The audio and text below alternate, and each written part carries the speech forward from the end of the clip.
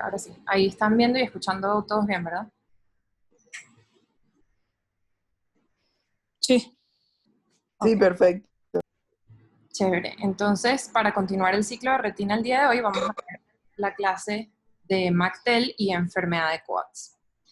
Lo primero que tenemos que saber para entrar en detalle en estas dos enfermedades es la definición de telangiectasia. Entonces, la telangiectasia es básicamente lo que es conocido como arañas vasculares y es un término que proviene del griego, fue acuñado por von Graefe por primera vez en 1807 y en su etimología griega pues viene de los términos telos, que significa final, aegion, que significa vaso, y ectasis, que significa dilatación. O sea que es básicamente una dilatación de los vasos terminales. Como vemos en este esquema, la vasculatura en el cuerpo humano termina de esta manera casi siempre. Es decir, de una arteria se pasa a arteriola y a una red capilar arteriolar que drena en una red capilar venular, finalmente una vénula y después a una vena de drenaje más grande. Entonces, telangiectasia va a ser una dilatación patológica a cualquier nivel de esta terminación de la red capilar, como la vemos acá.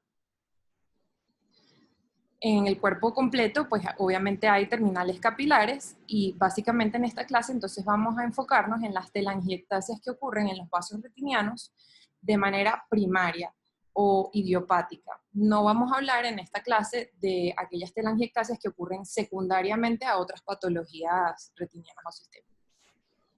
Entonces la primera enfermedad de la que vamos a hablar es la que se conoce con esta abreviación por su nombre en inglés MacTel, y el nombre real es telangiectasia macular, o como se conocía antes, y en realidad como aparece en la mayor parte de la literatura, telangiectasia perifoveal o yuxtafoveolar idiopática. En cuanto a su definición, tenemos que realmente no es una enfermedad aislada, sino más bien un espectro heterogéneo con distintas características de enfermedades vasculares que van a producir telangiectasias, como ya dijimos, y que van a afectar los capilares específicamente del polo posterior y específicamente de la zona yuxtafoveolar. En cuanto a su clasificación, tenemos que hablar un poquito de cómo evolucionó esta históricamente.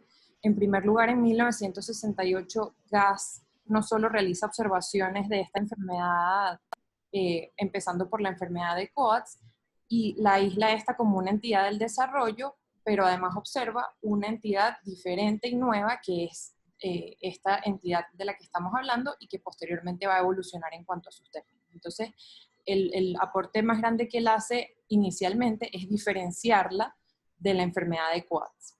En 1982, Gass y Oyakawa introducen ya el término de esta entidad aparte como telangiectasia idiopática yuxtafoveolar retiniana.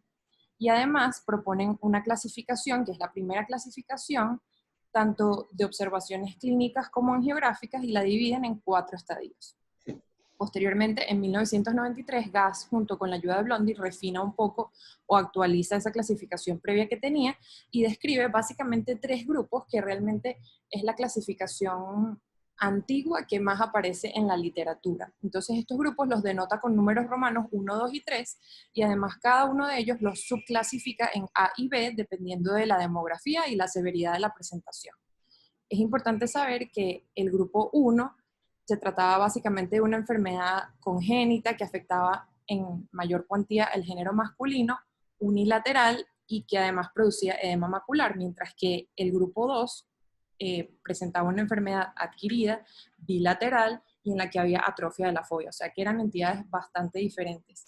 Y la número 3, que era excesivamente extraña en su presentación, presentaba obliteración progresiva de la red capilar perifoveal. Esta clasificación realmente es bastante complicada porque además él subdivide el grupo 2A en 5 estadios según su severidad y progresión. Ahorita les voy a mostrar unas láminas con el cuadro de clasificación, pero realmente era bastante extensa y compleja. Entonces, en 2006, Januzzi no solamente introduce un término más amigable que el anterior, como simplemente telangiectasia macular idiopática, y de allí viene que se abrevia a MacTel, sino que también simplifica esa clasificación que había propuesto Gass y Blondie en básicamente 2 tipos, utilizando nuevas tecnologías como por ejemplo el OCT. Lo importante es que estos dos tipos que él clasifica son básicamente un estadio no proliferativo y un estadio proliferativo. Y lo que nos importa es que él la simplifica de esta manera porque realmente dividirla así era lo que daba relevancia clínica, terapéutica y pronóstica. Entonces, sabernos esa cantidad de grupos con subdivisiones tan complejas no valía la pena porque era algo más anecdótico y observacional, sino que realmente hablar de proliferativo y no proliferativo era lo que nos iba a dar un cambio de conducta y un cambio de pronóstico al paciente. Entonces vemos aquí lo compleja y lo extensa que era, como les digo, esa clasificación que habían propuesto Gass y Blondi. Si ven en la esquina superior izquierda, está la clasificación que él propuso con los 3 grupos subdivididos en A y B, y arriba está lo que Januzzi había propuesto simplificarlo. Entonces básicamente eran 2 grupos nada más. Y aquí vemos las características que tenía cada uno de estos grupos que habían propuesto Gass y Blondi. Entonces resalté en color rosado la presentación más frecuente y la que realmente es conocida como telangiectasia macular actualmente, que era el grupo 2A. Como vemos aquí, como ya les había dicho, este subgrupo 2A a su vez estaba dividida en 5 estadios que variaban en su presentación y severidad. Y otro de los aportes que hizo Januzzi, como vemos aquí a la izquierda, es que simplificó estos 5 grupos en básicamente 2 presentaciones. Los primeros 4 eran los estadios no proliferativos de la enfermedad y el último ya el estadio proliferativo.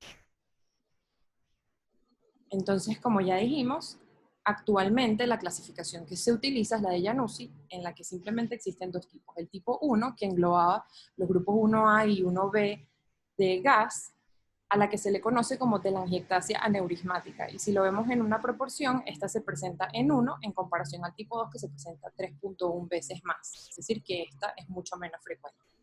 Es congénita o el desarrollo, como ya dijimos, casi siempre unilateral, y ya se sabe que forma parte realmente del espectro de la enfermedad de Coats que hablaremos posteriormente. Y luego el tipo 2, que básicamente corresponde al grupo 2A de la clasificación de Gass. Es decir, que el resto de los grupos, tanto 2 como 3 en sus otras subdivisiones, no se toman en cuenta en esta clasificación, y es porque Januzzi dice que eran extremadamente raros en su presentación. Este tipo 2 es, como ya dijimos, como telangiectasia perifovial, es el más común y característicamente es adquirida, de presentación en el adulto y típicamente bilateral. Entonces, hablando de sus características distintivas de este tipo 2, que es la real telangiectasia macular, ya sabemos que es adquirida y según el Beaver Eye Study, Beaver Dam Eye Study, la prevalencia de esta enfermedad es de 0.1%. La presentación es en edad media y avanzada, como promedio 55 años o según el Beaver Dam Study 63. La miel esa que no me hace bien. La predilección de género pero un poquito. específica. ¿Pero por qué te cae mal? Porque tiene mucho azúcar. Ah, tengo que tomarle de... Doctor Pardo, voy a apagar el Doctor micrófono. Pardo, su micrófono. Ok, entonces en cuanto a la predilección de género sabemos que no hay y se presenta de igual manera en género masculino y femenino. Es típicamente bilateral, aunque con frecuencia la presentación es asimétrica y hay un ojo que tiene más daño que el otro. Para diferenciarla de los otros tipos que habíamos hablado, en esta hay ausencia de hemorragias y grandes aneurismas y ya vamos a ver exactamente qué se presenta aquí.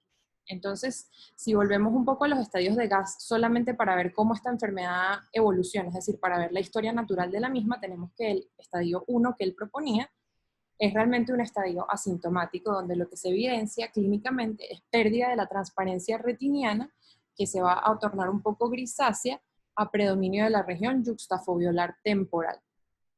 No se observa dilatación vascular a nivel angiográfico, pero puede haber tinción tardía yuxtafobiolar que siempre respeta el centro de la fobia, como lo ven en las imágenes que tenemos a la derecha. En cuanto al estadio 2, clínicamente es asintomático o el paciente presenta mínima distorsión visual que viene dada por metamorfopsia, visión borrosa o un escotoma paracentral.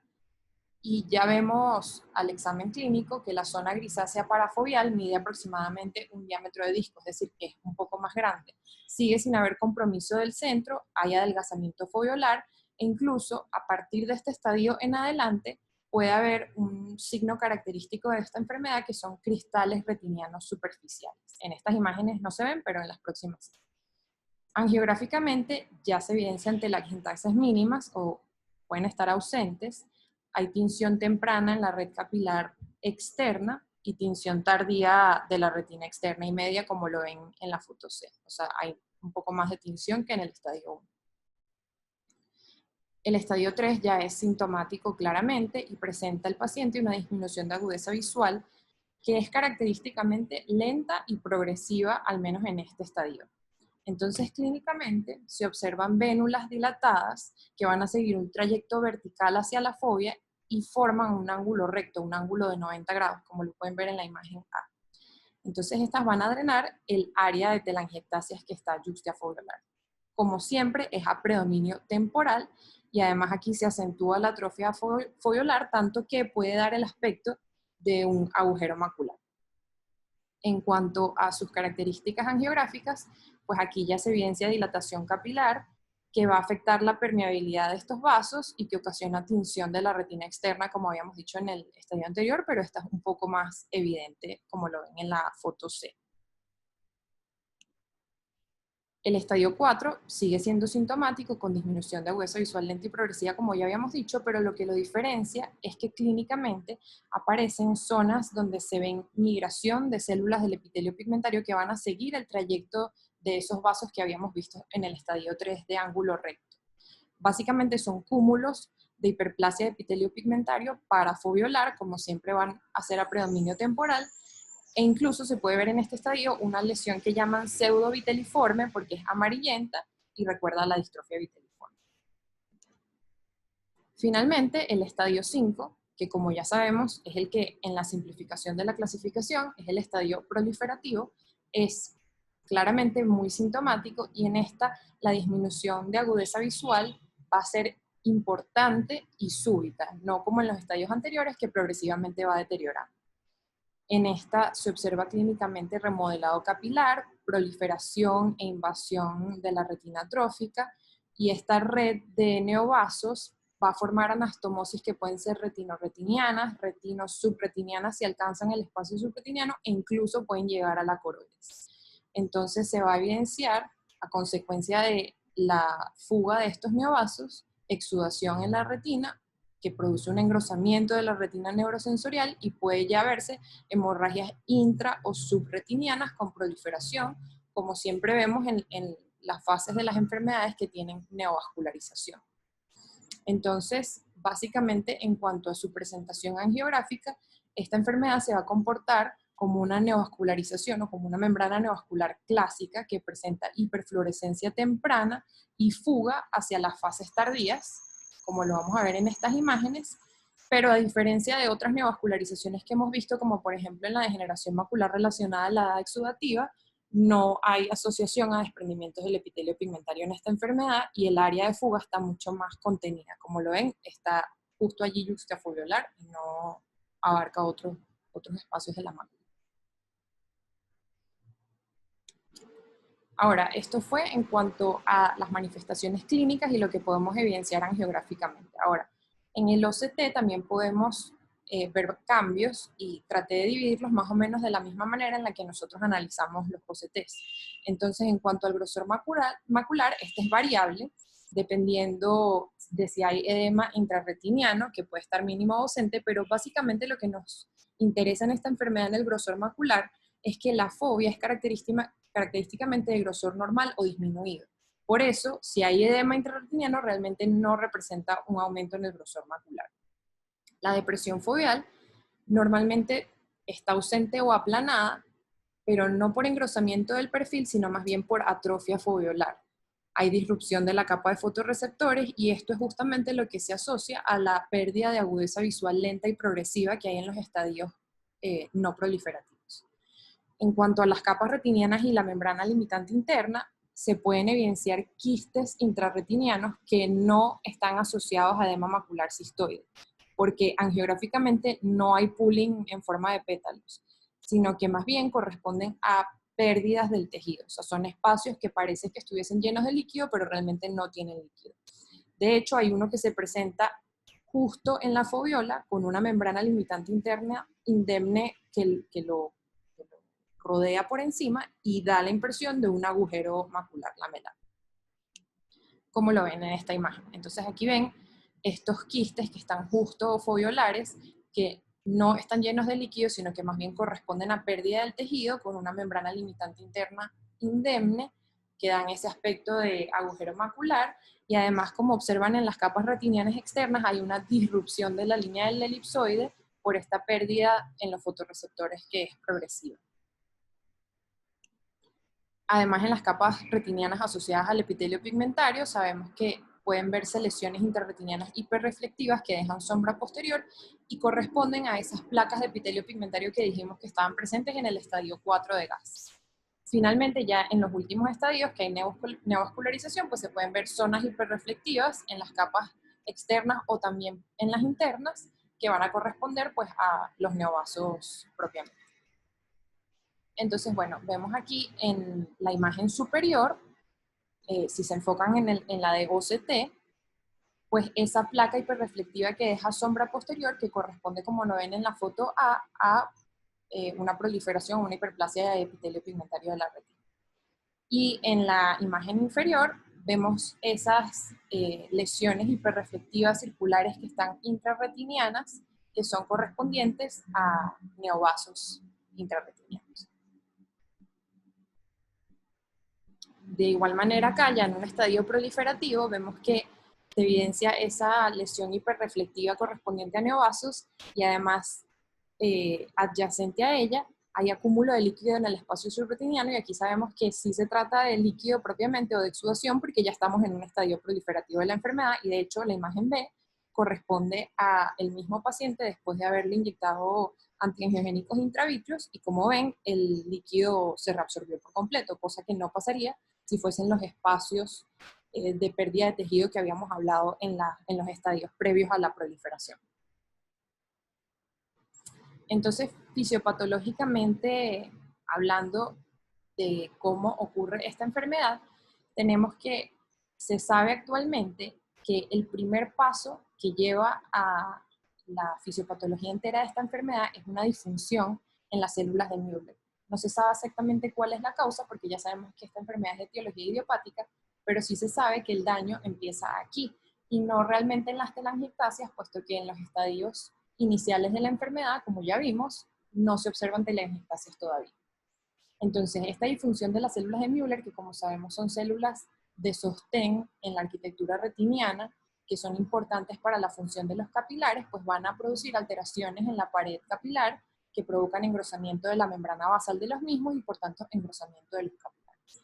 Entonces, al engrosarse estos capilares, va a haber compromiso del retorno venoso y por tanto las vénulas a las que ellos drenan se van a ver dilatadas, van a tomar este aspecto de ángulo recto o en 90 grados, o sea que aquí vamos avanzando en los estadios de la enfermedad. Al haber un compromiso del retorno venoso, pues va a haber deprivación nutricional de la retina o de su drenaje nutricio, y esto es lo que va a producir la atrofia de las capas externas de la retina. Cuando hay esta atrofia y por tanto pues queda este espacio entre el EPR y el resto de la retina, las células del epitelio pigmentario van a migrar y van a producir estas placas intrarretinianas de las que ya hablamos, además de que la proliferación de los capilares que estaba ocurriendo en capas más profundas, pues van a invadir el espacio subretiniano y pueden incluso alcanzar la coroides. Me pareció bastante interesante que en la fisiopatología de esta enfermedad hablan de que esta neovascularización es muy similar a la que ocurre en la proliferación angiomatosa de la retina que habíamos visto en degeneración macular relacionada a la edad, puesto que estos neovasos no vienen de la coroides, sino más bien vienen de los plexos retinianos profundos. Bueno, y finalmente, los remanentes de células de Müller degeneradas, que como ya sabemos estaban perdiendo su función, van a formar los característicos depósitos cristalinianos que se observan cercanos a la membrana limitante interna. Al menos esta es la explicación que se le da a estos cristales por su ubicación tan cercana a las células de Müller. Ok, entonces ya pasando al tratamiento, como ya dijimos, la clasificación de la enfermedad nos hablaba no solo de características y de pronósticos, sino también de terapéutica. Entonces, en el estadio no proliferativo, tenemos que no existe un tratamiento que esté comprobado que funcione para la misma. En principio se utilizaba fotocoagulación con argón láser, sin embargo, no es efectiva porque induce mayores cambios en el epitelio, puede producir hemorragias, cicatrices y distorsión, y además tenemos que recordar que esta enfermedad es de localización yuxtafoveolar, o sea que es bastante complicado aplicar láser en esta zona. La terapia fotodinámica con verteporfina no producía efectos adversos, pero tampoco mejoría en estos pacientes y por tanto no se utiliza. Se probó triamcinolona intravítrea que no produjo mejoría a largo plazo, y en cuanto a los antiangiogénicos intravítreos, la mejoría era a corto plazo y se cree que puede ser útil de estabilizar los capilares antes de que ya la enfermedad haya entrado en fase de atrofia de las capas externas, puesto que una vez que entra en esta fase de atrofia ya realmente no hay mucho que hacer. Ahora, en cuanto al estadio proliferativo, pues sí tenemos un poco más de opciones que al menos atacan la neovascularización que surge en este estadio. En cuanto a la fotocoagulación con argón láser, siempre se puede aplicar cuando la neovascularización esté alejada del centro de la fobia. Sin embargo, como ya les dije, como esta enfermedad es de típica localización yuxtafoveolar, es muy probable que deje un escotoma cercano a la fijación y por tanto no es el tratamiento de elección para ello. La terapia fotodinámica con verteporfina produce atrofia del epitelio pigmentario. La verteporfina, que es el medicamento fotodinámico, puede fugarse y producir daño colateral en la mácula, y aunque produce obliteración de los neovasos, realmente no trata la base de la enfermedad, que son los capilares telangiectásicos, y por tanto tampoco es la terapia ideal. Se ha descrito termoterapia transpupilar con bajo poder, y se cree que esta estabiliza la enfermedad o al menos mejora la agudeza visual porque hay regresión de los neovasos, más no tiene efecto sobre las telangiectasias, tal como lo dijimos en la terapia fotodinámica. Y bueno, el uso de antiangiogénicos intravítreos se ha estudiado en cuanto al bevacizumab y el ranibizumab, que se puede utilizar en una o más dosis, y hay mejoría de la agudeza visual y de la fuga que está asociada a los neovasos, pero también hay mejoría de la fuga asociada a las telangiectasias. Entonces quizás esta sea la mejor opción que hay para el tratamiento de la enfermedad en fase proliferativa. Ahora, ¿qué hay en el futuro para el tratamiento de esta enfermedad y aún está en fase de experimentación? Pues entendiendo que esta patología realmente tiene una base neurodegenerativa, como ya sabemos, el factor que inicia todo es el daño en las células de Müller, pues se ha propuesto la utilización de neuroprotectores como el factor neurotrófico ciliar, que se está utilizando ahorita en ratones. Se introduce a través de una cápsula de polímero con tecnología avanzada directo a la cavidad vítrea, y se cree que previene la pérdida neuronal, al menos en ratones, o sea que eso está en experimentación.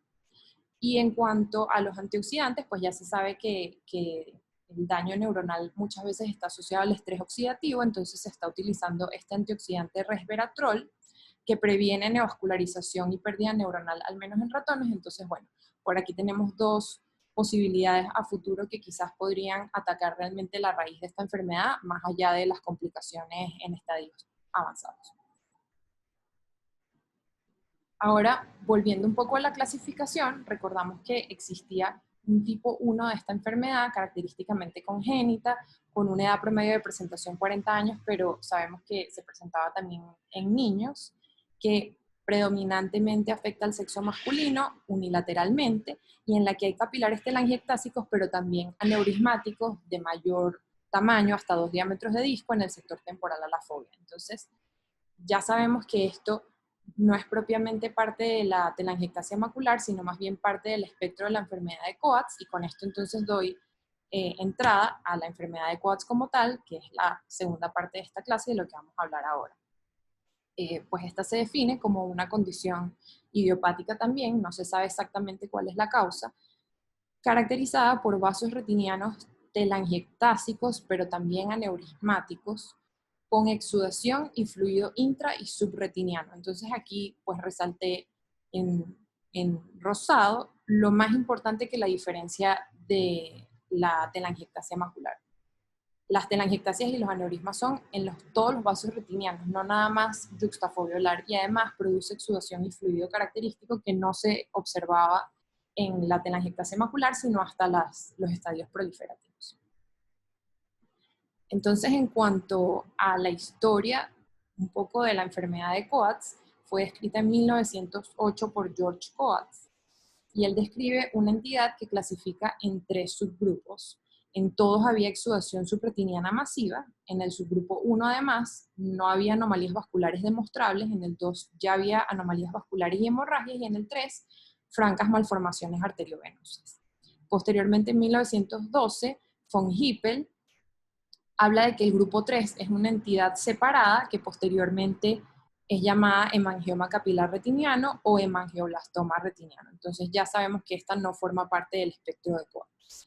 En 1915, von Leber habla de una condición muy similar con vasos retinianos tanto telangiectásicos como aneurismáticos en la que no había exudación, y en 1916 acuña el término de múltiples aneurismas miliares de Leber para esta enfermedad, que actualmente se cree que es un estadio inicial de la enfermedad de Coats. En cuanto a la fisiopatología de esta enfermedad, pues lo primero que ocurre es una alteración de la barrera hematorretiniana interna por un endotelio en los vasos retinianos que va a ser disfuncional. Entonces, al haber un endotelio disfuncional, hay filtración del plasma hacia la pared vascular y por tanto se forman estas dilataciones aneurismáticas y telangiectásicas de los vasos. Además, los pericitos que rodean estos vasos son disfuncionales. Como ya dijimos, se forman vasos dilatados que eventualmente llevan a isquemia retiniana y a exudación de los lípidos que hay dentro del plasma hacia afuera de los vasos sanguíneos. Se forman quistes, puede haber desprendimientos de retina y engrosamiento del perfil retiniano. Entonces, su etiología, a pesar de que dijimos que es idiopática, se ha estado estudiando desde que Coats describió la enfermedad. En primer lugar, se utilizó, o Coats se valió de la histopatología para entender qué ocurría en estos ojos y evaluó 6 ojos enucleados en cuanto a su histopatología. Entonces observó infiltrado de mononuclear en estos ojos, y eso lo hizo pensar en una teoría de etiología infecciosa o inflamatoria, pero posteriormente esta fue descartada ya que la enfermedad no respondía a esteroides ni ningún tipo de antiinflamatorio. Posteriormente, utilizando inmunoreactividad, se estudió que había reactividad de los macrófagos subretinianos en estos ojos al factor de crecimiento endotelial vascular, que había abundantes receptores del mismo en el endotelio y que además había niveles elevados de factor de crecimiento endotelial vascular en el humor acuoso de estos ojos. Entonces ya por ahí tenemos una sugerencia de que es una enfermedad que se trata del daño en la integridad vascular y de la producción de este factor. Y en cuanto a los estudios genéticos, que quizás sean los más actuales y los que más orientan la etiología de esta enfermedad, se conoce actualmente que la enfermedad forma parte de un espectro de enfermedades llamadas hipovasculopatías retinianas, en las que en todas hay falla de la vascularización completa en la periferia de la retina y la vasculatura remanente es incompetente. Estas están asociadas al gen de la enfermedad de Norris pseudoglioma, por sus siglas en inglés NDP, que se ubica en el cromosoma X en su brazo corto, y produce una deficiencia de una proteína llamada norrina que probablemente explique el daño en el endotelio y en los pericitos de estos vasos y por tanto su disfunción. Y además también existen ciertas asociaciones al gen CRB1 que sabemos que está asociado en 55% a retinitis pigmentosa. Entonces, bueno, por aquí existe una explicación, al menos en cuanto a la presencia de este gen en el cromosoma X, de por qué esta enfermedad ocurre más en hombres que en mujeres. En cuanto a sus características distintivas, como ya dijimos, se cree que es congénita, esporádica, puesto no presenta, en cuanto a su forma clásica, manifestaciones sistémicas. Está simplemente limitada al ojo. Es idiopática, como ya sabemos, no hay una causa definida y no es hereditaria. Se presenta típicamente en la primera y segunda década de vida, como edad promedio de presentación 5 años, 3 veces más en el sexo masculino que el femenino, unilateral en el 80 a 95% de los casos, y dicen que cuando la presentación es bilateral, la mayoría de estos casos bilaterales, no es propiamente enfermedad de Coats clásica, sino lo que llaman Coats-like, que está asociado también a trastornos sistémicos y por tanto no es propiamente esta enfermedad. Y bueno, característicamente presenta exudación de color amarillento, característicamente localizado en la mácula, con anomalías vasculares que resultan ser periféricas. Clínicamente, ¿qué vamos a ver en estos niños? en un 43% de los casos disminución de la agudeza visual, que como vemos en el cuadro de la izquierda es bastante importante, porque el 58% de ellos presenta una agudeza visual que va de movimiento de manos a no percepción de luz. El 23% de estos niños presenta estrabismo, el 20% leucocoria o xantocoria, porque ya sabemos que la exudación de estos lípidos le da a la retina un color amarillento, 3% dolor, 1% heterocromía del iris, 1% nistagmo, y 90% de estos niños presenta un segmento anterior normal, o sea que los hallazgos son básicamente en segmento posterior.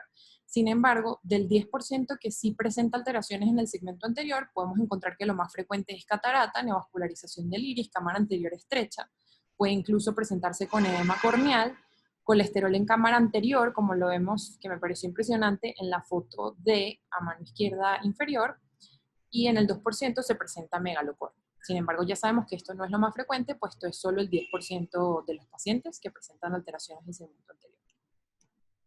En la retina, pues los hallazgos típicos son en el 100% de los casos telangiectasias, en el 99% exudación intrarretiniana, en el 81% desprendimiento de retina exudativo, que es básicamente muy parecida a la incidencia entre el parcial y el total, hemorragias intrarretinianas en el 13% y macroquistes retinianos en el 11%. Los cuadrantes más afectados casi siempre son el inferior y el temporal. La neovascularización es muy poco frecuente y por tanto se presenta poco con hemorragia vítrea.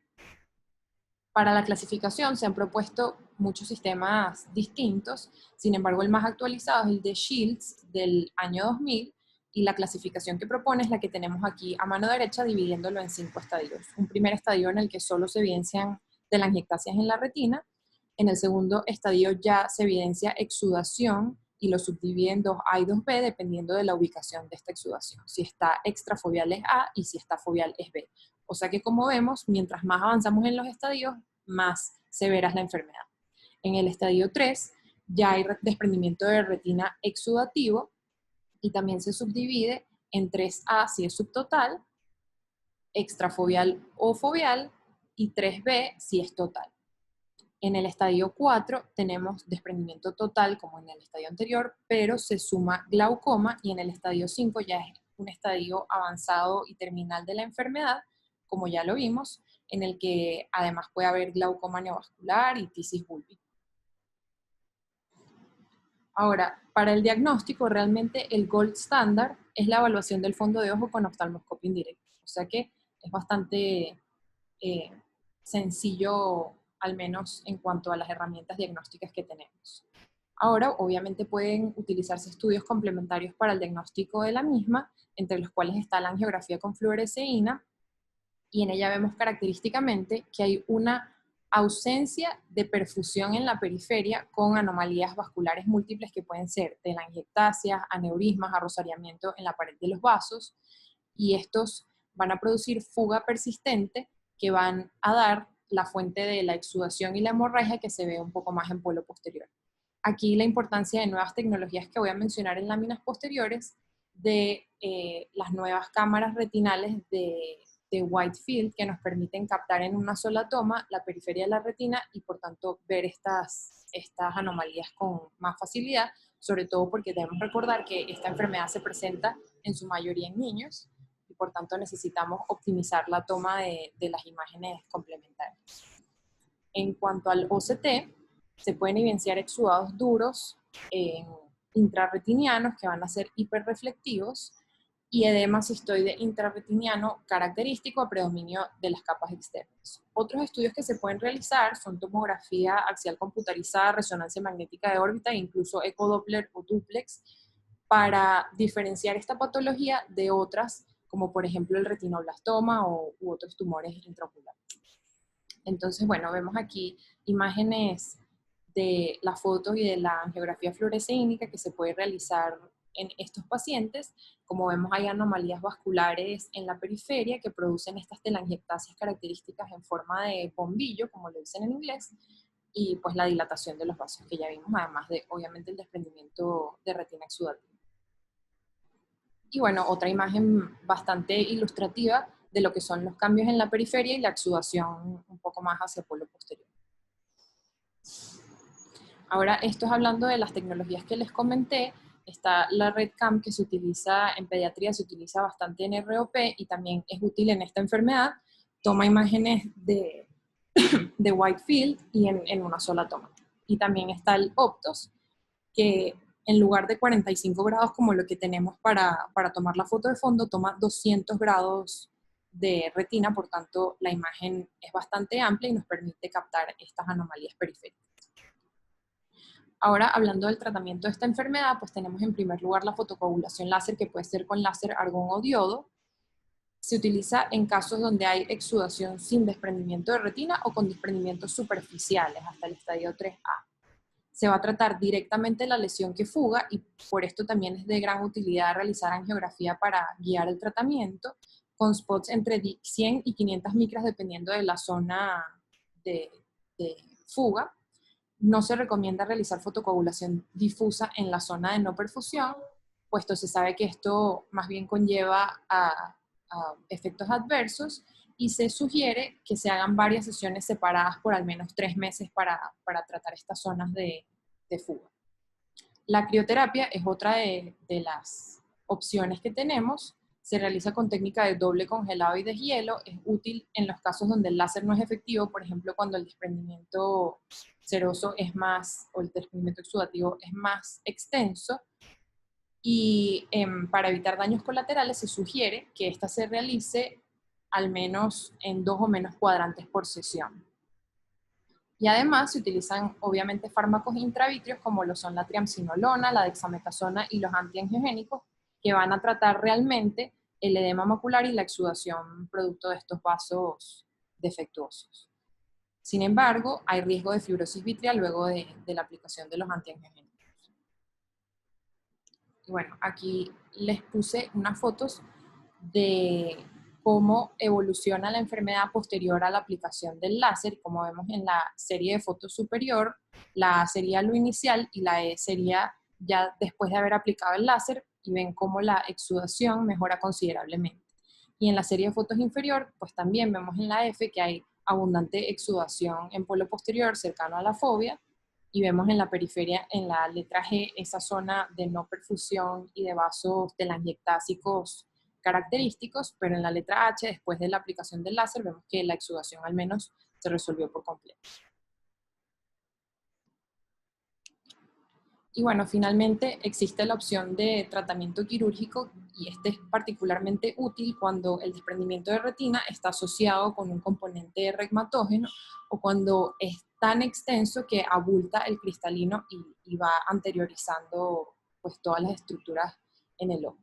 Y finalmente, como último tratamiento quirúrgico, tenemos la ciclofotocoagulación para los estadios finales en glaucoma con ojos dolorosos.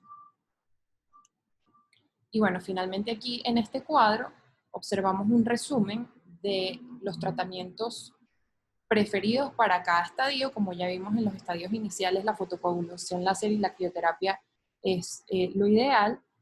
En estadios más avanzados, pues el drenaje de los desprendimientos de retina y ya las opciones quirúrgicas. Y en los estadios avanzados que son asintomáticos, simplemente observación y controles, pero los que son ya sintomáticos, pues tenemos otras opciones como la ciclofotocoagulación y como última instancia la enucleación.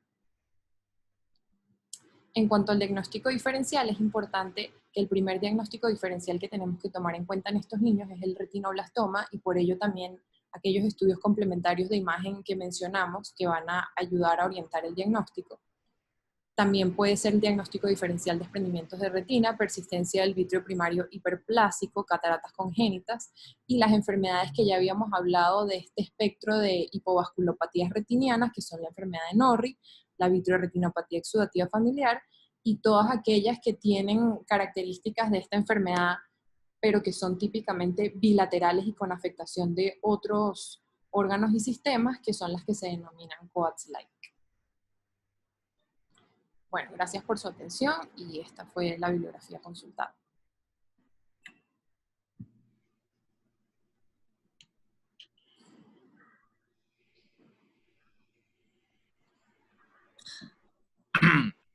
Cintia. Dime. ¿Viste algo sobre OCT, angiografía, para el diagnóstico de las ectasias maculares? Sí, sí vi, pero no vi nada como estandarizado y por eso no hablé de ello, porque de hecho las imágenes que vi hablaban de que hay muchos artefactos y no lo utilizaban como una herramienta diagnóstica de rutina. Entonces, Justamente en una de las patologías en las que se está usando la angiografía, algunas personas, he escuchado algunos retinólogos que la usan de rutina, es entre las ectasias maculares. Y es porque tú puedes segmentar perfectamente el plexo superficial del plexo profundo y se ven muy bien todas las alteraciones que mencionaste. Evidentemente no se ven fugas, para eso tendrías que hacer la FRG, pero sí puedes ver los vasos telangiectásicos y los aneurismas y bueno, se puede discriminar muy bien entre ambos plexos y ver esas alteraciones en el OCTA. Entonces, eso se lo he escuchado a las personas que hablan de OCTA, justamente ponen esta enfermedad como una de las enfermedades en las que se está utilizando actualmente. Y bueno, claro. interesante.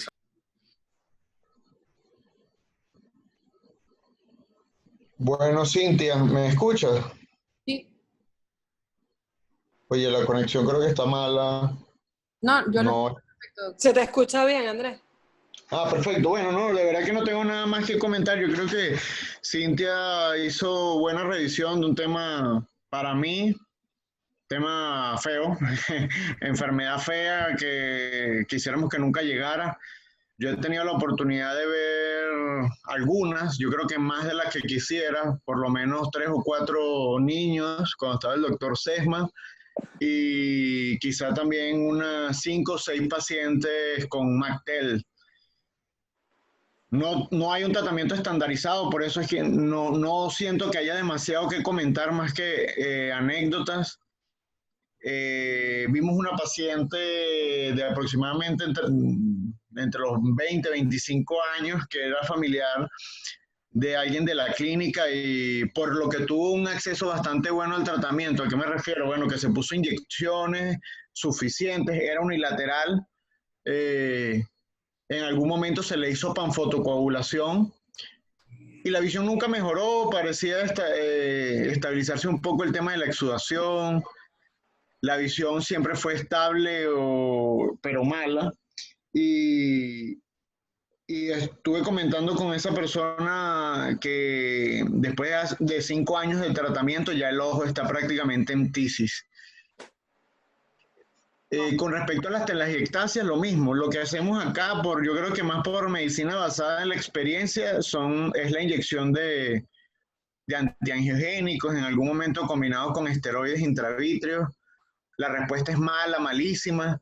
En otros, eh, responden bien el edema y se les quita, pero casi todos van a terminar en atrofia parafoveal o foveal, dependiendo de la extensión del edema y la duración. Me interesó, me llamó mucho la atención eso que hablaste sobre el tratamiento, de evitar la fotocoagulación de las zonas no afectadas, porque podría evolucionar peor. Bueno, tiene coincidencia con lo que estaba comentando. Esta paciente se le hizo una panfotocoagulación y mira que está en tisis hoy en día. No sé si Ricardo, alguien esa es quiere... la Sí, sobrina de Tarsi. sí, sí. Sí, sí. Todos hemos visto Es, eso. es modelo, está en Perú. O era modelo. Bueno, para ser modelo no hay que ver. Bueno, sí, puede ser un modelo de otras partes, pues. Oye,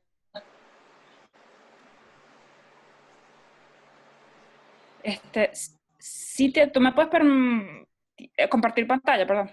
Ah, claro. eh,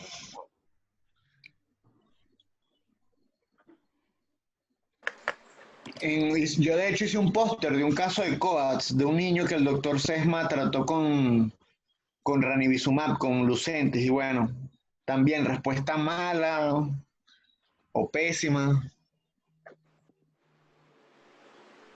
¿Ven la pantalla mía? Sí. Ujú. Sí, ¿Qué es eso? está bien.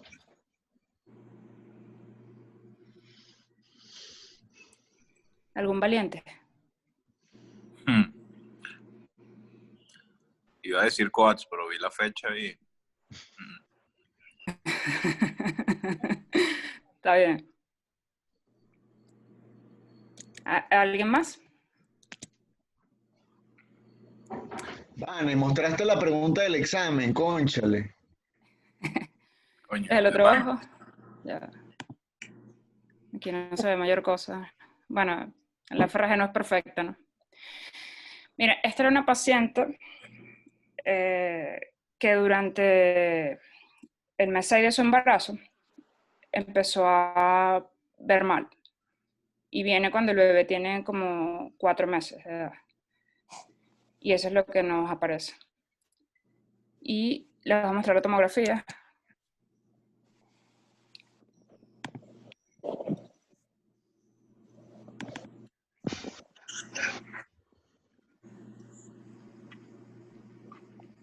¿Qué les parece?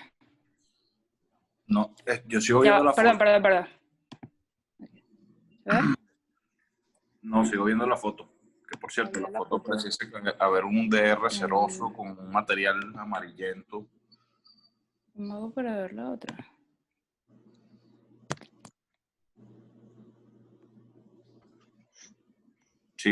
Seguimos viendo la foto. Sí, voy. Creo que tiene que dejar de compartir pantalla y volverle a compartir. Ya veo. Ya. Ajá, ahora estamos viendo como su escritorio. Exacto. No, esta no es. No, tiene que dejar de compartir No pantalla. quiero abrir. Tiene que abrir la foto. Dejo. Ok. Deja de compartir pantalla, abre la foto sin compartir Y pantalla luego. y después vuelve a compartir eso. Sí, tiene que seleccionar exactamente el preview que quiere que se comparta. Voy a llamar a la gente de Zoom. Esto es Ya. De los obstructivo. izquierdos. Ok, este no era el que quería que viera. Ok, Ya. obviamente.